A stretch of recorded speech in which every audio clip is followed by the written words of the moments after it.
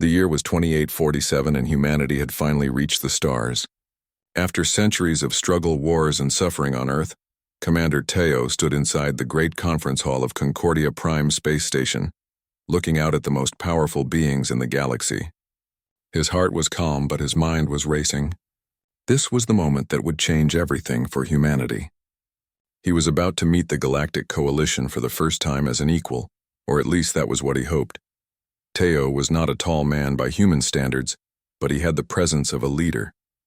His black uniform bore the marks of his rank, and his eyes showed both strength and intelligence. Standing next to him was Dr. Jiwoo, a brilliant scientist with wild black hair and a mind that worked faster than most computers. On his other side was Captain Minsu, a military officer with a scar across his left cheek and the bearing of someone who had seen many battles. These three humans had been chosen to represent all of Earth at the Coalition peace talks. The conference hall was enormous. It could hold 500 beings from different worlds, and today it was almost full. The ceiling stretched high above, decorated with symbols from every member species of the Coalition. The walls glowed with soft blue light, and holographic displays showed the status of each member world. It was beautiful and terrifying at the same time. Around the great circular table sat the representatives of the ancient powers. Ambassador Kolzarax from the Zetherian Empire sat in a high chair that matched his large frame. The Zetherians were tall, blue-skinned beings with forearms and intelligent eyes. They had ruled part of the galaxy for 50,000 years. Next to him was Hive Speaker X6 from the Vexthari Collective. The Vexthari were insectoid creatures, their exoskeletons clicking and humming as they communicated with their hive members through quantum signals. These beings were warriors and traders, respected and feared throughout the galaxy. But the being who interested Teo most was the old Veneri diplomat, Orendis. The Veneri were an older species, one of the first to achieve space travel. Orendis was ancient, his silver skin covered with patterns that told the story of his long life. He had seen civilizations rise and fall. He had witnessed the building of the Coalition itself. When Orendis looked at Teo, the human commander felt something different in that gaze. It was not the cold judgment that came from Kolzarax.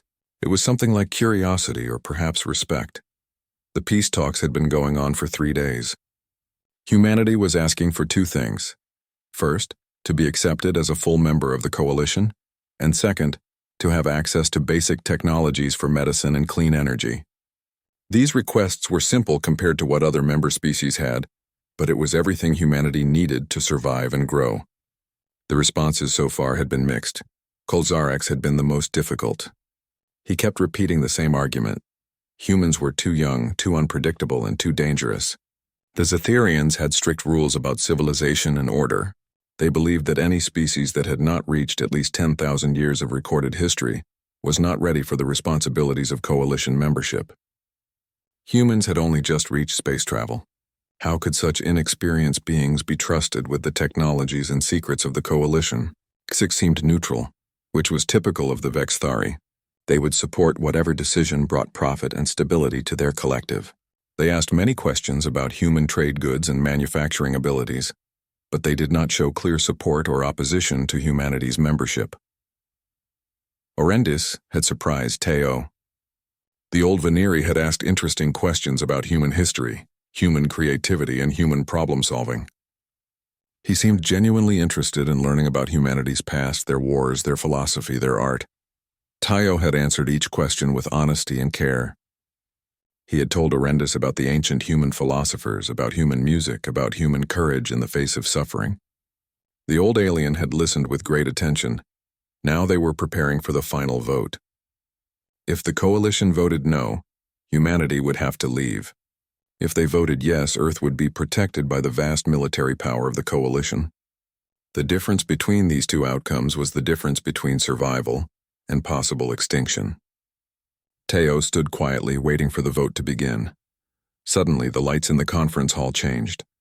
An alarm sounded, a deep red sound that made every being in the room feel a sense of danger. The holographic displays flickered and changed. Teo's eyes went wide as he read the data. A massive fleet was appearing at the edge of Coalition space. It was not a Coalition fleet. The symbols were wrong. The design was wrong. Everything about it was alien to anything the Coalition had ever seen. Then a voice came through the communication system.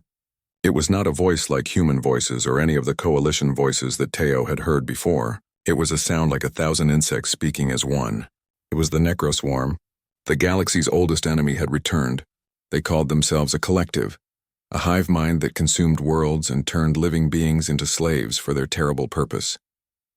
No one had seen them for 10,000 years. Everyone had hoped they were gone forever. But they were here now, and they were attacking. The Zetherian warships near Concordia Prime began to move, trying to form a defensive line. But the Necroswarm weapons were too fast, too powerful. In seconds, the first Zetherian battleship exploded in a burst of light and fire. Then another. And another. The coalition had not fought in a real war for 3,000 years. The soldiers and commanders did not know how to fight against an enemy this strong, this fast, this terrible. Panic began to spread through the conference hall. Beings shouted in their own languages. Some ran toward the exits. The Zetherian ambassador stood up, his forearms moving in angry gestures. Kolzarax was calling for immediate retreat, for all ships to run to distant space where the Necroswarm could not follow. Ixix was calculating, trying to decide whether to fight or flee. Orendis stood quietly, his ancient eyes watching, waiting to see what would happen next. The station's shields began to fail. Pieces of the outer structure started to break away, falling like metal snow into space. The noise was terrible. But in that moment of pure chaos and fear, Teo did something that would change the course of galactic history forever. He stood up from his seat. He stood straight and tall. His voice, calm and clear, cut through all the noise and confusion. "Relax," he said, looking at every being in that room. "We've got this." 7 words. That was all it took. In that single moment, everything changed. The question was no longer whether humanity would be accepted into the coalition. The question was whether humanity could actually save everyone in this room from certain death. "Relax, we've got this," said the humans. What came? Silence the Galaxy Part 2 Commander. Teo moved quickly through the war room of Concordia Prime. The space was filled with screens showing the battle outside. Red symbols on the displays represented Necroswarm ships. Blue symbols showed coalition forces, but there were fewer blue symbols now. Many fewer. The Zetherian fleet was being destroyed at an incredible speed. The Veneri warships were trying to run.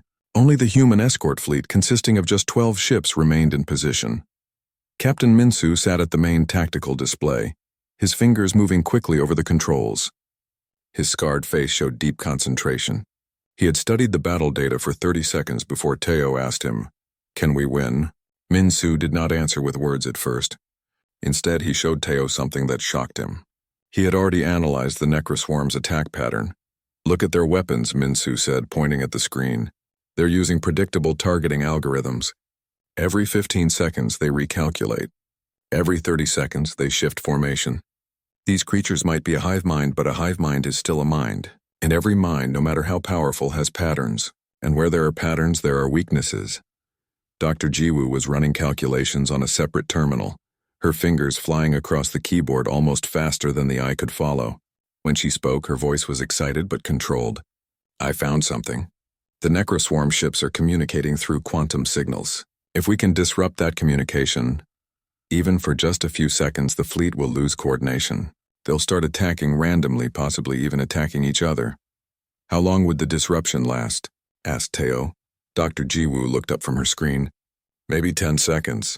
Maybe 20 if we're lucky. Then they would adapt and re-establish the connection." Teo nodded slowly. "Then we need to do something in those 20 seconds that matters.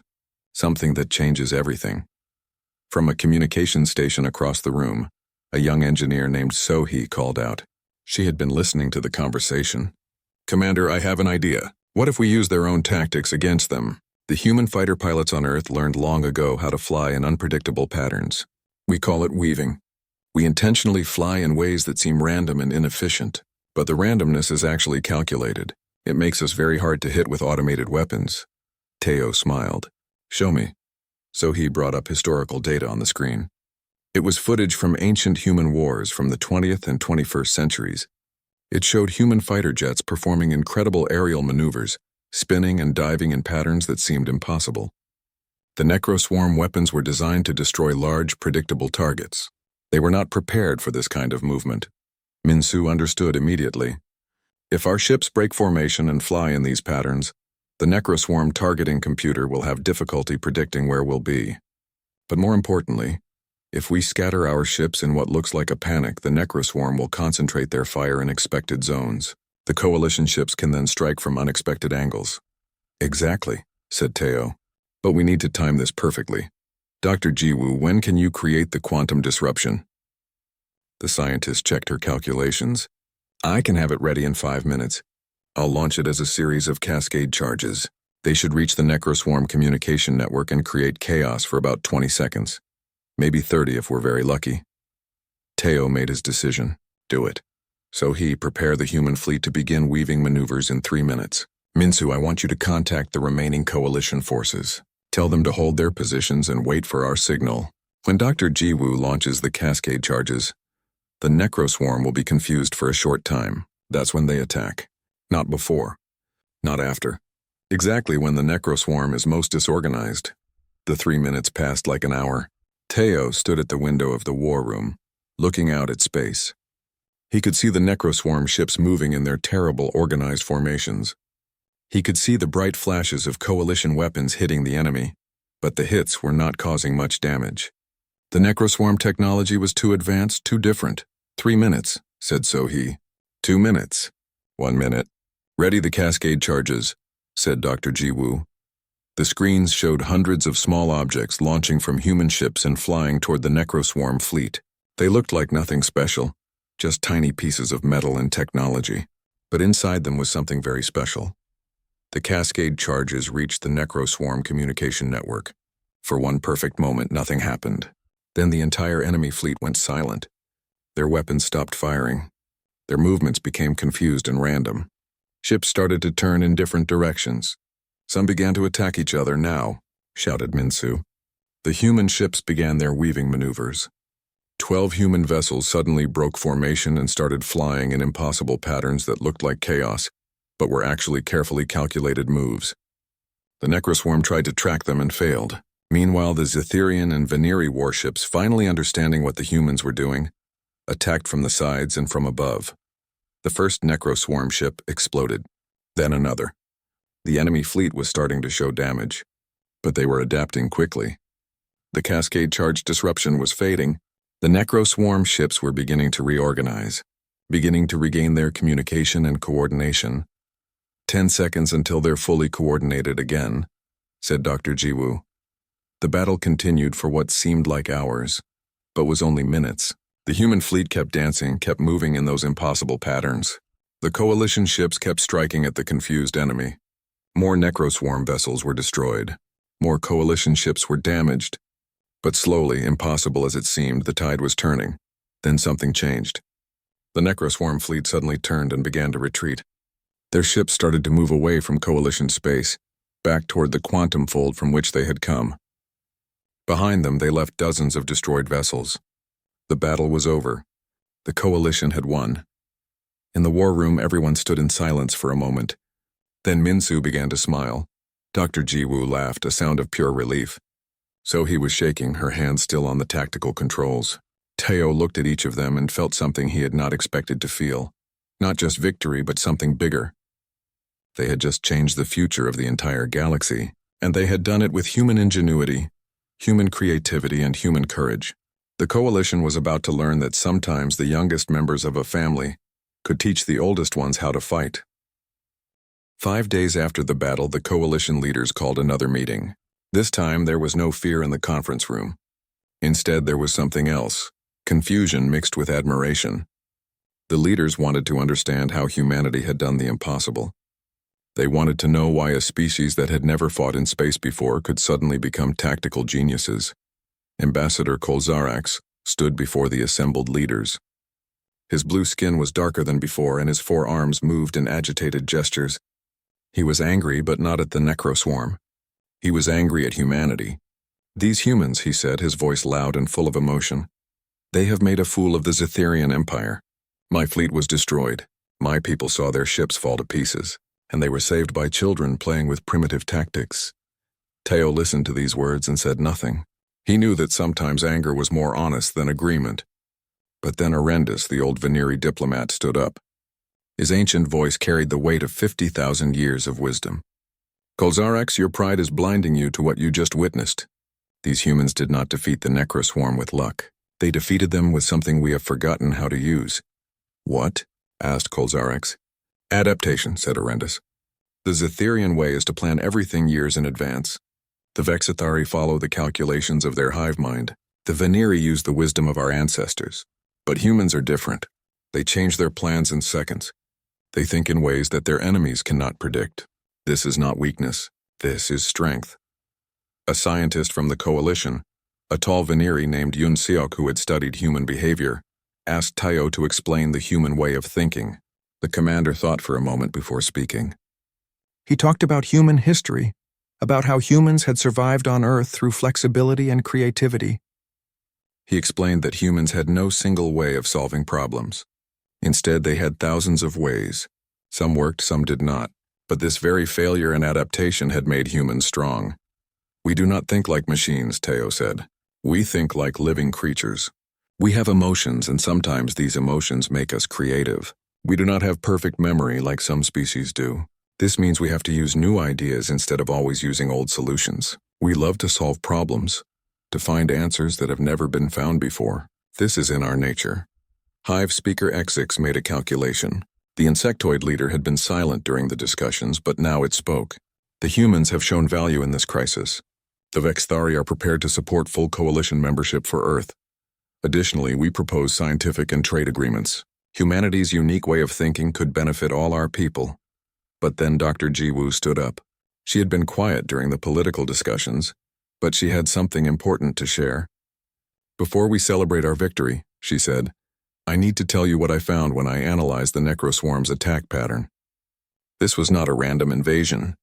The Necroswarm was following a specific route. They were not attacking randomly. They were targeting coalition leadership structures. The room became very quiet. Dr. Jiwoo continued.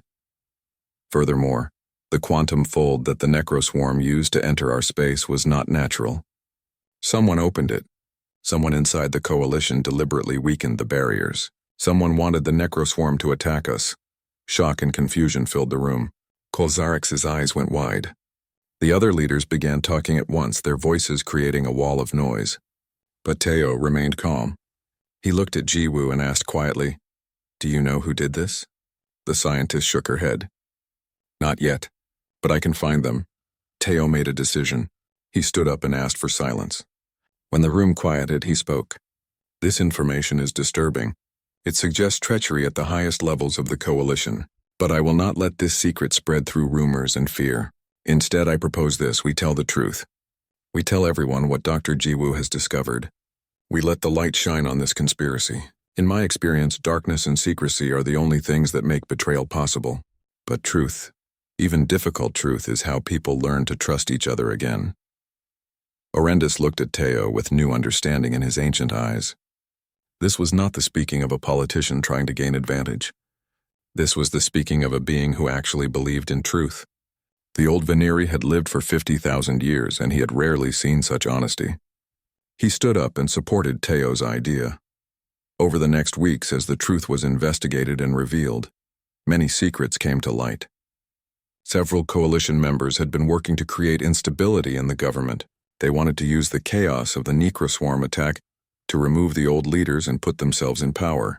But their plan had failed because of humanity's unexpected victory. The conspirators were discovered and removed from power. Through this crisis, something beautiful happened. The coalition realized that trust was built not through hiding problems, but through facing them together. And in this process, humanity gained something it had never expected: respect. Not respect for technology or military power, but respect for character and honesty. Tayo had shown that a young species could teach the oldest civilizations important lessons about how to live together. By the end of the month, Earth was officially accepted into the coalition as a full member. But more importantly, Arendis offered his support for a new type of partnership, one where humanity would share not just technology, but ideas and wisdom. For the first time in 10,000 years, the coalition was beginning to change. And it was because humans had shown them that sometimes The newest members of a family could teach the oldest ones how to grow. 6 months had passed since the first battle against the Necroswarm. On Earth, Minister Hyjin stood in the United Nations Hall, watching as boxes of technology arrived from the Coalition. There were medical devices that could cure diseases that had killed millions of humans. There were energy systems that could power entire cities without pollution. There were blueprints for faster-than-light engines that would let humanity explore the galaxy freely. Hyjin was a skilled politician, but even she felt overwhelmed by the responsibility. Humanity had been given gifts that should have taken thousands of years to develop. And in return, the Coalition had only one request: that humanity contribute its military and strategic expertise to the Coalition defense system. It was a fair trade, but it was also a serious commitment. It meant that humanity was no longer just a nation on Earth. It was now part of something much larger. Meanwhile, on Concordia Prime Space Station, Admiral Teo was meeting with Orendis, Kolzarax, and Exix. The meeting was important. The sensors had detected something that could not be ignored. The Necroswarm had been defeated, but they had not been destroyed. Deep in space, beyond the edge of Coalition territory, the enemy was gathering again, and this time, they were building something massive. Our estimates suggest they will return in 5 to 6 months, said the Veneri scientist. And when they do, their fleet will be 3 times larger than before. We will not be able to defeat them using the same tactics that worked last time. They will have adapted. Kolzarax wanted to run. We should begin evacuation of our people to safe worlds. We should establish a new coalition government in hiding, preparing for the day when the Necroswarm has passed through our space. Survival first, victory second. But Exix, the insectoid hive speaker, had a different view. The Vexthari Collective believes that if we scatter, we will lose. We must stand together or die apart. But we also must acknowledge that our military strategy is outdated. We need new thinking. We need humans. Teo had been quiet during this discussion, but now he spoke. I will need 6 months to prepare humanity. In that time, I want coalition scientists working with human engineers. I want your best military minds learning from Captain Minsu. I want the ancient wisdom of the Veneri combined with the new ideas of humans. If we can do this, if we can truly work together, then we have a chance. Orendis looked at the human admiral with respect. What do you need from me? Teo answered, your support. Your people have seen 50,000 years of history. Show the younger members of the coalition that this partnership with humanity is not weakness. Show them it is strength. The next 6 months were the busiest of Teo's life. He traveled between Earth and the space station constantly. He worked with engineer Sohi to create new types of warships that combined human and coalition technology. He trained troops from 50 different species in human-style combat maneuvers. He even created a military academy where coalition officers could learn human tactical thinking. Dr. Jiwoo made a discovery that changed everything. She found that the Necroswarm attacks always followed specific mathematical patterns. These patterns could be predicted. If the coalition could predict where the enemy would move, they could prepare traps and ambushes. The key was to think like a human hunter, not like a coalition defender. Humans had spent millions of years learning how to think like their enemies, how to predict their movements. Captain Minsu began planning the biggest military operation in coalition history. It would involve warships from every member species. It would use tactics that no coalition general had ever heard of before. It would be dangerous and it would be risky. But it was the only plan that had any chance of success. On Earth, Minister Hyjin made an announcement. Humanity would contribute not just soldiers to the coalition defense. Humanity would also send teachers, healers, and advisors, because victory was not just about fighting, it was about hope. It was about showing all the species in the galaxy that they could survive if they worked together. Hyjin created evacuation corridors for coalition civilians. She made sure that medical help was available to all species. She established communication networks that would keep families connected, even if their worlds were attacked. These actions seemed small compared to military preparation, but they were important. They showed that humanity cared about more than just power. Humanity cared about life. Even Kolzarax, the proud Zetherian ambassador, began to understand. He watched as human engineers worked alongside Zetherian builders to construct new defensive platforms. He saw human teachers working with Zetherian soldiers. He watched as humans treated Zetherian refugees with kindness and respect. Slowly his view changed. He approached Teo one day and said something surprising. "You do not fight just to win. You fight to protect." This is different from how we Zetherians think. Perhaps it is better. As the 6 months came to an end, the Coalition military was ready for the coming battle. But more importantly, the Coalition itself was ready. They were no longer separate species looking out for themselves. They were a united people, bound together by shared purpose. And at the heart of this unity was humanity, showing everyone that strength came not from power, but from working together with others. The day the Necroswarm returned, the entire Coalition held its breath. 1,000 enemy ships emerged from the quantum fold, 3 times larger than the first fleet. But this time the Coalition was ready. Admiral Teo stood in the central command center, watching the battle unfold on dozens of screens. The faces of captains and commanders from 17 different species looked at him, waiting for his orders. For the first time in the galaxy's history, they were united under one human commander. Captain Minsu coordinated the first wave of attacks. The Coalition ships did not try to form a defensive line like they had before. Instead, they used the tactics that humans had taught them. They scattered in what looked like confusion. They attacked from unexpected angles. They made moves that seemed illogical until the enemy tried to respond, and found themselves in perfect ambush positions. Dr. Jiwoo monitored the enemy patterns from another station. As she had predicted, the Necroswarm was following mathematical algorithms, but they were also adapting to each Coalition move. The battle would not be won through simple repetition of old tactics. It would be won through continuous adaptation. So the Coalition command kept changing their strategy every few minutes. They kept doing things the Necroswarm did not expect. Meanwhile, Engineer Sohee was doing something no one had ever tried before. She was piloting a small strike team deep into Necroswarm territory. Her mission was to reach the enemy supply station and destroy it. The station was heavily defended, but Sohee had learned from human history the importance of sacrifice. She knew she might not come back. She flew anyway. The battle lasted 8 days. 8 days of continuous fighting. Thousands of ships clashed in the darkness of space. Millions of beings fought for survival. The Zetherian Empire sent its best warriors. The Vexthari hive mind coordinated perfectly with Veneri strategy. The humans provided the flexibility and adaptation that kept everyone alive. There were losses. Many losses. Ships exploded. Species fell in battle. Humans died alongside Zetherians, Vexthari, and Veneri, but they died fighting together. And as they died, they inspired others to fight harder, to think faster, to adapt better. On the 7th day, something extraordinary happened. Sohee and her team did the impossible. They reached the Necroswarm's main processing center. Inside this artificial brain lived the consciousness that controlled the entire enemy fleet. Sohee had trained as a human warrior, trained to understand the value of sacrifice for a greater purpose. She did not hesitate. She activated the explosives. The processing center exploded. The Necroswarm collective consciousness died. Without their unified mind, the enemy fleet became confused. Ships began attacking each other. The hive mind coordination disappeared. What had been a terrible, dangerous enemy became scattered and disorganized. And in that moment of disorganization, the Coalition fleet attacked with everything they had. By the end of the 8th day, the last Necroswarm ship was destroyed. The galaxy had been saved, but the price had been high. 15,000 humans had fallen. Many more Coalition members had died. The victory came with a weight of sorrow that every species in the galaxy felt.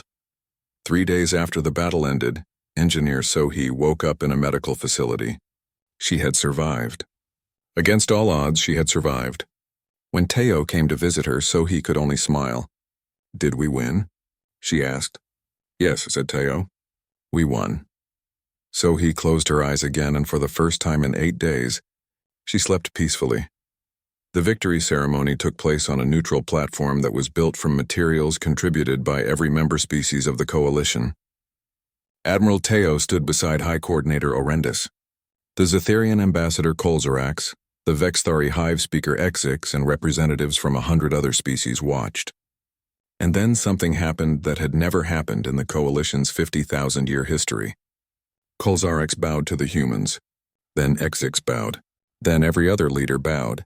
They were bowing not to power or to military victory. They were bowing to honor, to courage, and to the idea that unity could defeat any enemy. 5 years later, Earth held the first Coalition Science Summit. Thousands of beings from hundreds of species came to learn from each other. Dr. Jiwoo was now the leader of coalition research programs. Engineer So-hee oversaw construction of a memorial for all the beings who had fallen in the war. Minister Hae-jin worked with the new coalition council to make sure that every voice was heard, that every species was treated with respect. Admiral Teo stood in Concordia Prime, looking down at Earth. He thought about the moment when he had said those 7 words. He thought about how far humanity had come in just a few years. A subordinate asked him the question that everyone wanted to know. How did you stay so calm? How did you know that humans could do this? Teo smiled. I did not know, he said, but I knew that humans have always survived by believing in each other and adapting to new challenges. We are not the strongest species in the galaxy. We are not the oldest or the wisest, but we are flexible, we are creative, and we believe that impossible things can become possible if we work together. That, he continued, is not arrogance. That is simply what humans are. We adapt, we survive, we trust each other, and we never give up. Earth hung peacefully in space, surrounded by ships and stations from 1,000 different species. They were no longer separate. They were united, and they had learned that the youngest voice in the room was sometimes the one that mattered most. The galaxy, which had been silent for so long, had finally found its voice, and that voice was human.